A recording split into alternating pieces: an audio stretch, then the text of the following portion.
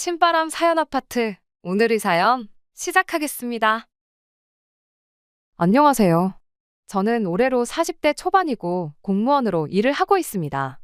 대학교 졸업하고 몇 년을 취업난 때문에 고생하다가 결국 뒤늦게 공무원 시험을 치게 되었지요. 평생 해왔던 게 공부였다 보니 공무원 시험에 합격하는 데까지는 준비 기간이 그렇게 오래 걸리지는 않았습니다. 하지만 9급으로 시작하기엔 적지 않은 나이였다 보니 남들보다 더 열심히 해야 인정받겠다 싶어서 일에만 매몰돼서 살았죠. 정신없이 바쁘게 살다 보니 제 나이가 30대 중반을 맞게 되었고 결혼 생각도 그때가 돼서야 겨우 생각할 수 있었네요. 나이가 있었다 보니 연애 결혼하는 것까지는 바라지도 않았습니다. 다만 할 수 있다면 최대한 마음 맞는 사람과 결혼을 하고 싶었어요. 그러던 중 같이 일하던 동료가 남편과의 만남을 주선해 주었습니다. 저보다 3살 어리다는 게 많이 부담스럽긴 했지만 막상 만나보니 말도 잘 통하고 사람도 참 괜찮아 보였어요. 결혼을 전제로 나간 소개 자리였지만 짧은 기간이나마 서로 차근차근 알아보는 시간을 가져보자고 먼저 제안을 해왔죠. 연애하다가 결혼을 못하게 되면 시간적으로 제가 더 손해라는 걸 알고 있었지만 저도 흔쾌히 그렇게 하자고 했습니다. 바쁘게 산다고 30살 넘어서부터 연애 한번 제대로 못 해본 게 한이 돼서 그런 건 아니었습니다. 저희 부모님께서는 뭐 시간을 질질 끌게 있냐며 시간 낭비하지 말라고 했지만 앞으로 평생을 같이 하게 될 사람일지도 모르는데 한두 번 만나보고 결혼 준비부터 시작하고 싶지는 않았기에 그 제안이 저에게는 나쁘게 들리지 않았죠. 그래서 당시 남편과 연애부터 차근차근 시작하기로 했어요. 다만 저희도 나이가 나이였다 보니 연애 기간은 1년을 넘기지 말기로 정했습니다. 연애 중에 결혼 상대로 서로가 아닌 것 같다면 뒤도 돌아보지 말고 쿨하게 헤어지는 조건으로 연애를 시작하게 되었죠. 짧은 기간이었던 만큼 서로 알찬 연애를 했다고 생각했고 서로에 대해서 어느 정도 알게 되었고 평생을 함께할 배우자라는 확신을 서로 가졌기 때문에 합의했던 1년간의 연애를 마치고 저희는 곧바로 결혼 준비를 시작했습니다. 그때쯤부터 해서 남편이 저희 집에 인사도 드릴 겸 해서 자주 찾아뵙기 시작했습니다. 미래의 장인 장모님께 먼저 얼굴 도장부터 제대로 찍고 점수도 좀 따고 싶다면서 말이죠. 사실 그렇게까지 할 필요도 없었습니다. 저희 부모님은 이미 남편과 연애를 시작했을 때부터 결혼을 빨리 하라고 보채셨던 분들이었으니까요. 하나뿐인 딸이 취직 후에는 연애도 안 하고 일에만 매몰되어서 살았다 보니 늦은 나이 때문에 평생 결혼도 못하고 혼자 살게 될 거라 걱정하셨던 분들이셨거든요. 그런데 이제 진짜로 결혼을 하겠다고 하니 얼마나 좋으셨겠어요. 저희 부모님한테는 1등 사위가 별게 아니었습니다. 사지 멀쩡하고 자기 앞가림 정도만 할 수 있으면 된다시는 분들이셨거든요. 남편은 평범한 중소기업에 다니는 직장인이었습니다. 미래가 그렇게 유망한 회사는 아니었지만 그래도 한 군데서 8년 넘게 일한 걸 보면 근면성실함을 가지고 있는 사람이라고 생각했어요. 거기에 결혼 전부터 처가에 들락거리며 능글맞게 장인 장모님 하면서 친한 척을 하는데 저희 부모님께는 남편만큼 좋은 사윗감이 또 있나 싶으셨을 거예요. 공무원이 박봉이고 요즘은 기피 직업이라는 말이 많지만 제가 일 시작했을 때만 해도 그렇지 않았어요. 안정적이라는 장점 때문에 제가 공무원 준비할 당시에는 경쟁률도 엄청났습니다. 아무리 박봉이라지만 8년차 중소기업 대리였던 남편 월급과 비교해보면 제가 월급도 훨씬 잘 받았어요. 남편 말로는 회사가 과장까지는 조금 박한 편이지만 차장직급 달고부터는 대기업하고 비교해도 손색이 없는 대우를 받는다고 조금만 참으면 자기도 조금 상황이 피게 될 거라고 늘 말해왔습니다. 저는 그냥 맞벌이 생활하는 것만 해도 감지덕지라고 생각했고요.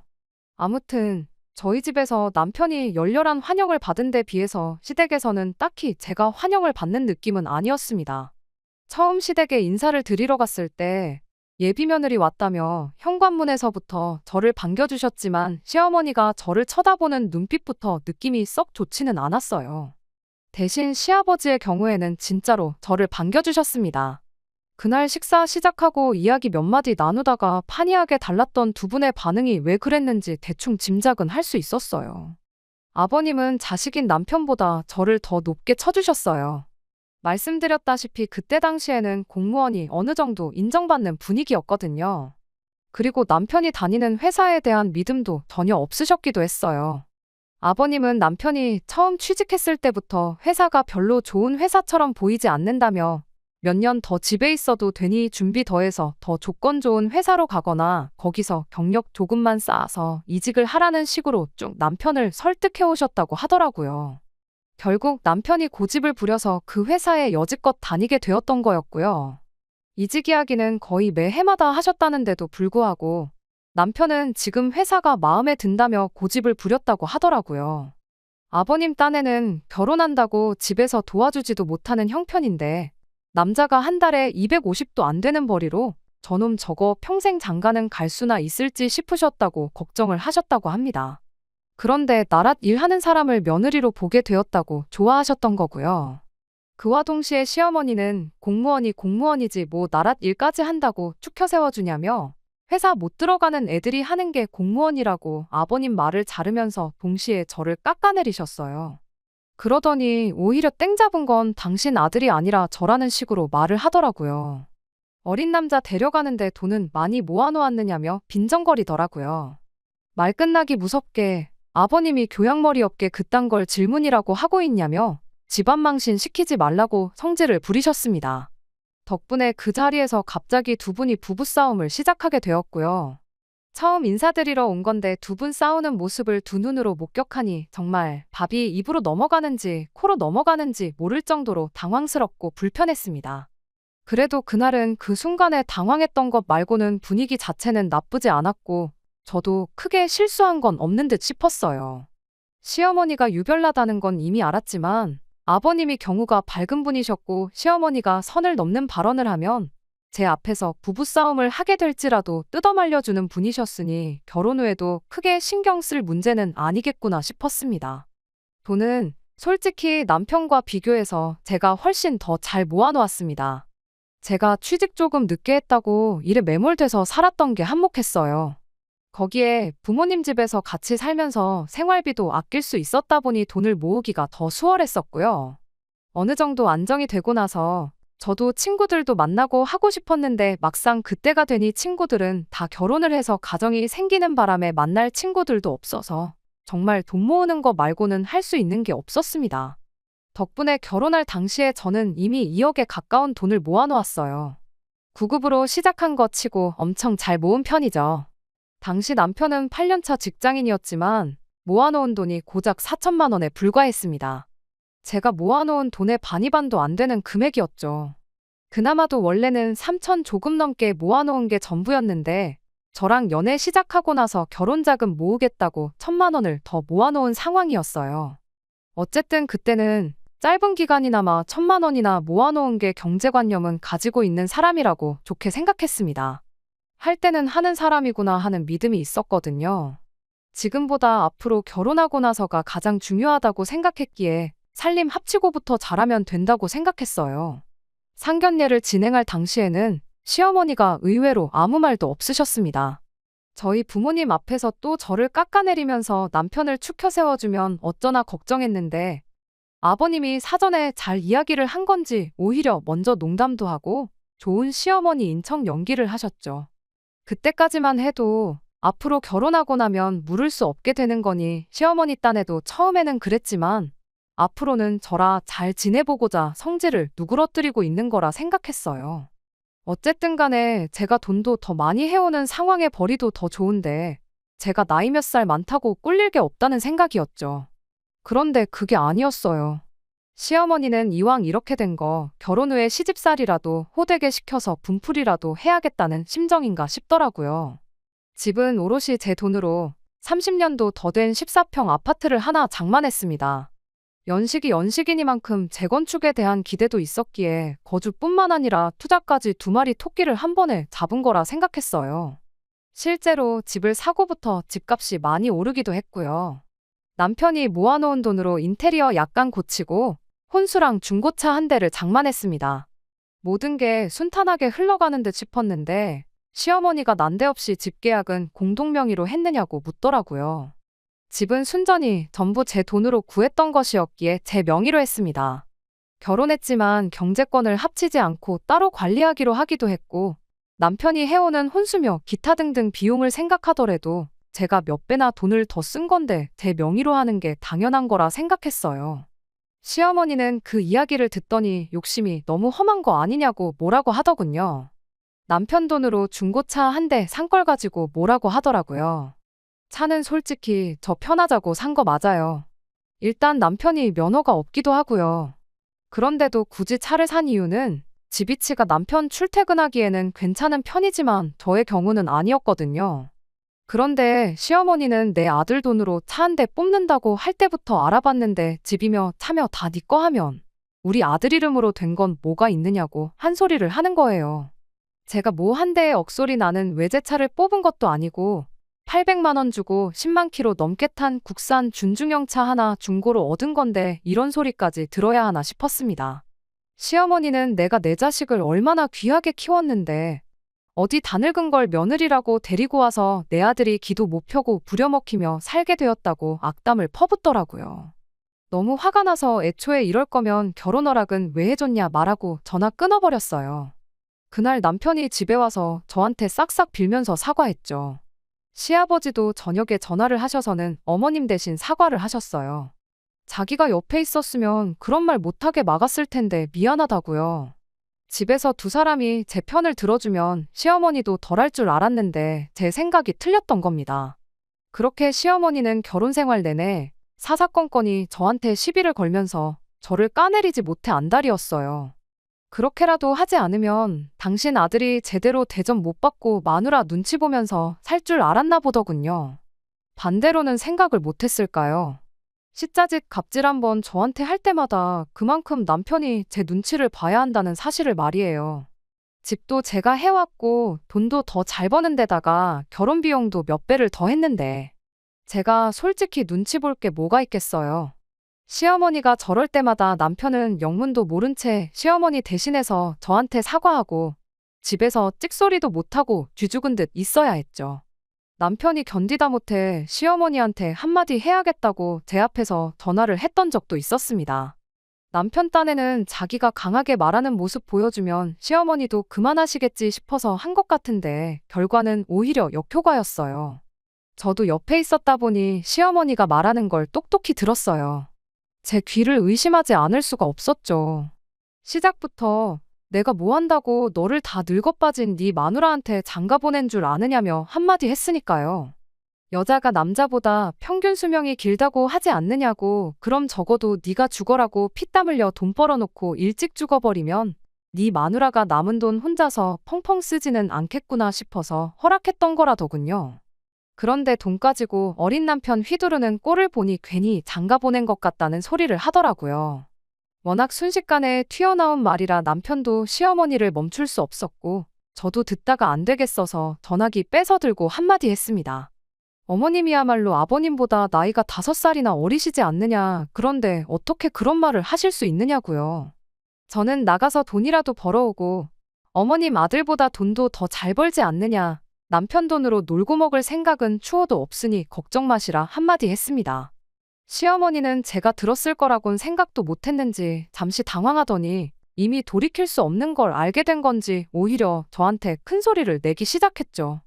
당신은 집에서 바깥 양반 내조를 하고 있지 않냐면서 뒷바라지를 해줬으니 바깥 양반이 내 노후도 책임져 주는 게 당연한 거다 하는 소리를 하시길래 그럼 저도 당장 일 그만두고 집에서 남편 내조나 해야겠다고 했죠.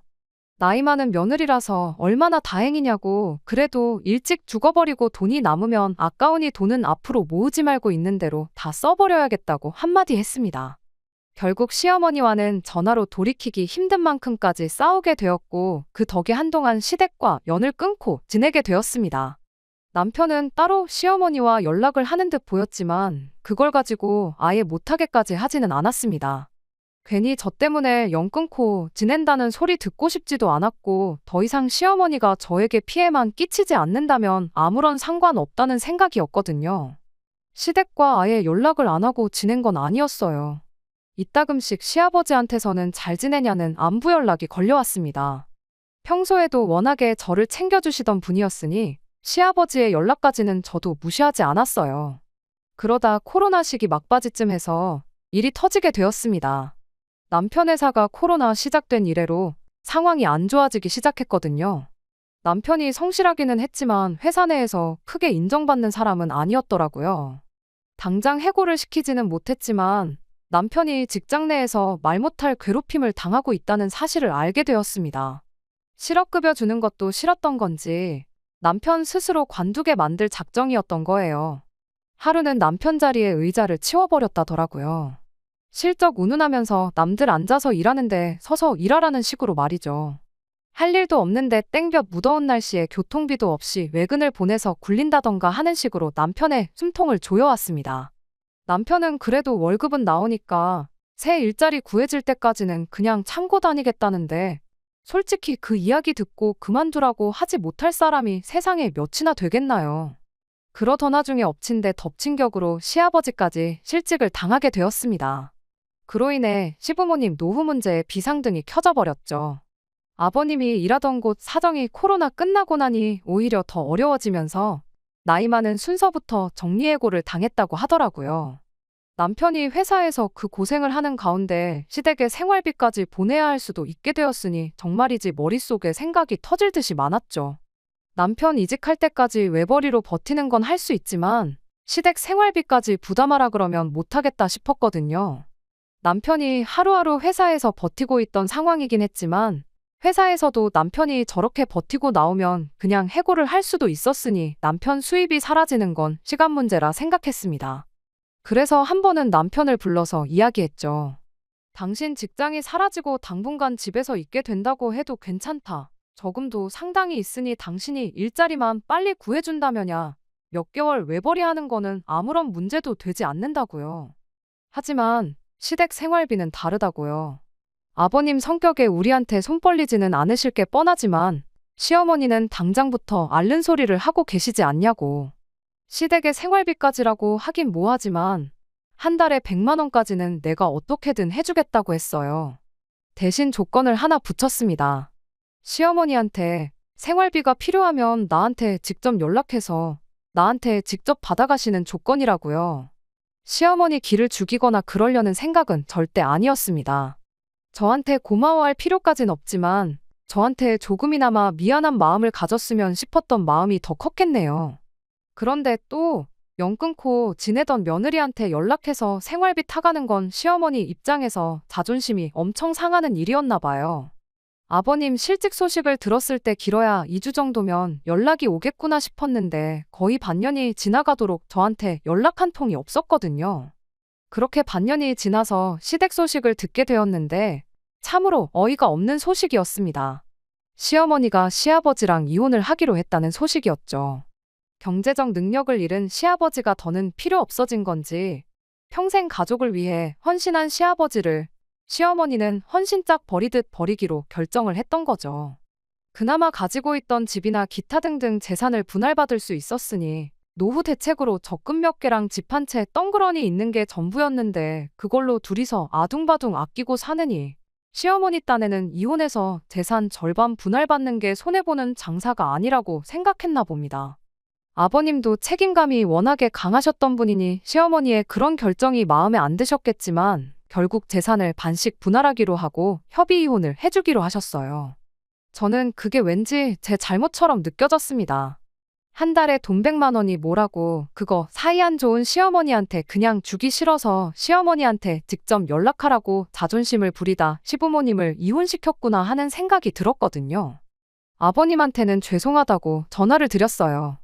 아버님이 네가 잘못한 게 없는데 죄송할 게 뭐가 있느냐고 하시면서 몸 건강히 잘 지내라고 한마디 하시고 전화를 끊으셨죠. 담담한 말투로 말은 하셨지만 생각이 많은 듯한 목소리였습니다. 아버님 딴에도 차라리 생활비 문제로 매일같이 시어머니랑 다투느니 있는 재산 정확하게 반 갈라서 그 돈으로 각자 갈 길 가면 되겠구나 싶었던 것 같아요. 아무튼 간에 진짜 문제는 시부모님 황혼이혼이 완벽하게 끝나고 나서 발생하게 되었습니다. 노후 대비가 완벽한 게 아니었던 터라 사실상 재산이라곤 적음 얼마의 집 하나 가지고 있던 게 전부였는데 그 집 팔아서 재산 분할을 한다고 한들 시어머니가 돈만 쥐고 밖에서 노숙을 할 것도 아니고 지낼 곳이 필요했을 거 아니에요? 그런데 또 생각해보니 살 곳을 구하고 나면 생활비가 모자라게 될 것은 자명한 사실이었던 거죠. 문제는 시어머니가 주거에 필요한 비용을 아끼겠다고 짐 싸들고 저희 집으로 쳐들어온 게 문제였죠. 결혼하고 처음으로 시어머니가 저를 며느리 대접을 해주시더군요. 제가 시어머니한테 제대로 된 며느리 대접받자고 결혼한 것도 아니고 여지껏 말도 안 되는 이유로 사람 취급도 안 해주더니 이제서야 제 도움이 필요하니 찾아온 시어머니가 달가울 리가 없었죠. 게다가 자칫하다간 내 집에 시어머니를 모시고 살아야 할 판인데 오죽했겠나요. 시어머니가 아니라 오갈곳 없어진 시아버지가 저랑 그나마 관계가 좋던 시아버지가 저를 다시 찾아오셨다고 해도 싫다고 했었을 겁니다. 그런데 남편이 난데없이 저를 방으로 끌고 가더니 일단 방 한 칸 내어드리고 나중 일은 나중에 생각하자고 하더라고요. 남편한테 제가 물었어요. 지금 모시게 되면 평생 모시게 되는 거 모르냐고 했죠. 그랬더니 남편이 오갈곳 없으시다는데 그럼 어머니를 길바닥에 내몰자는 거냐고 따지더라고요. 이혼을 결정한 것도 어머님이지 않냐, 그리고 오갈곳이 없긴 왜 없냐, 아버님한테 받은 돈이 있지 않냐고요. 그랬더니 남편이 그럼 어머니한테 월세로 30만 원씩 내라고 할 테니 같이 지내게 하자고 하더군요. 어이가 없었죠. 제가 시어머니랑 사이가 좋았던 것도 아니고 서로 대판 싸우고 1년 가까이 연을 끊고 지내기까지 했는데 고작 30만 원 받자고 시어머니를 내 집에 모시겠냐고 한마디 했네요. 제 눈치 많이 보고 저한테 잘하려고 노력하는 사람이었지만 결국 결혼하니 효자가 되는 건 어쩔 수 없었나 봐요. 아무리 봐도 아버님한테 재산분할 받아서 목돈이라도 쥐고 있는 시어머니 상황이 직장도 잃고 뭐 아무것도 가진 거 없는 남편 상황보다 훨씬 좋다는 걸 몰랐던 걸까요? 이 집의 지분이라고는 이사 들어올 때 도배장 파는 거랑 혼수 몇 가지밖에 없는 사람이 자기도 이 집에 지분이 있다며 그 정도 정할 권리가 있다고 소리를 치대요. 시어머니도 제가 웬만해선 마음을 바꾸지 않겠다는 걸 알았는지 내 그럴 줄 알았다고 그따구로 내 아들 휘어잡을 거면 그냥 이혼을 해라 하는 식으로 강하게 나오더군요. 순간 이혼하라는 이야기를 직접 꺼내주셨는데 못할 게 뭐가 있겠냐 싶은 생각이 들었어요. 그래서 알겠다고 대답했죠. 시어머니는 제가 이렇게 나올 걸 미리 계산이라도 했던 건지 그럼 집은 두고 저만 나가라더군요. 순전히 내 돈으로만 들어간 내 집인데 내가 미쳤다고 집을 포기하게 했냐고 도배장 판할 때 들어간 돈이랑 혼수할 때 들어간 돈 그리고 자동차도 돌려줄 테니 두 사람 보고 나가라고 했습니다. 당장 오갈 곳이 없으니 집을 포기할 수는 없다고 나오더군요. 저도 생각해보니 암만 내 집이 최고라고 하지만 결혼 생활 시작부터 남편과 함께한 이 집에서 혼자 지내게 될 텐데 이혼하고 나서도 그 기분이 똑같을까 싶더라고요. 어차피 저는 친정으로 돌아가면 되겠다 싶었고 그래서 여차저차 절충해서 그 집을 시어머니한테 팔기로 했습니다. 재개발 소식과 이런저런 이유로 집값이 제가 처음 샀을 때보다 1억이 넘게 오른 상황이었기도 해서 시어머니가 이혼하면서 분할받은 돈과 결혼 생활하면서 모아놓은 돈은 제가 다 가지고 오는 조건으로 집을 남편에게 넘기기로 했어요. 돌려줘야 할 혼수니 재산 분할이니 이런 거 머리 아프게 고민할 바에 깔끔하게 그러는 게 서로 더 편하겠다 싶었거든요. 제 이혼 소식을 전해들은 친정 부모님이 저한테 많이 미안해하셨어요. 딸내미 늦게 시집 보낸다고 제대로 봐야 할 사람 됨됨이를 면밀히 보지 않았다면서 제 이혼이 당신들 책임이라며 자책하셨습니다. 저라고 뭐 이런 사람들인 줄 알았겠냐며 미안해하실 필요 없다고 말했죠. 그래도 집을 내주고 온 게 손해본 느낌이라며 안타까워하셨어요. 재개발이며 뭐며 앞으로 집값이 오를 일만 있는데 이혼하고 전세 같은 거 주면 되는 거였지 않냐며 너무 성급하게 결정을 내린 거 아니냐고 하셨습니다. 저도 그런 느낌이 없지 않아 있기는 했는데 이미 물 건너간 거 후회해서 뭐하나 싶었습니다. 빨리 이혼 결심하고 그 집구석 손절한 게 더 잘한 일이다 생각하고 괜찮다고 웃어넘겼어요. 그렇게 제 짧디 짧은 결혼 생활을 마무리하게 되었습니다. 결과적으로는 잘 풀린 것 같아요. 제가 이렇게 이혼한 지 2년이 다 되어가는 지금에 와서 사연을 적게 된 이유는 얼마 전 시아버지와 남편을 만나고 왔기 때문입니다. 시아버지가 재혼을 하게 되었다며 먼저 저한테 연락을 해왔거든요.